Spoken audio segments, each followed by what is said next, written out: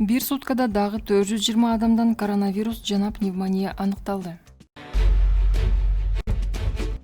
Акыркы сутканын ичинде коронавирус жана пневмония оорусу 420 адамдан аныкталды.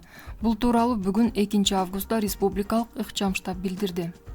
Жаңы катталган бейтаптар: Бишкек шаарында 112 адам, Ош шаарында 19, Чүй облусунда 13, Ош облусунда 55, Ысык-Көл облусунда 98, Жалал Абад облусунда 79, Баткен облусунда 21, Талас облусунда 8, Нарын облусунда 15 адам. Муну менен Кыргызстанда жалпы 36.719 бейтап катталды.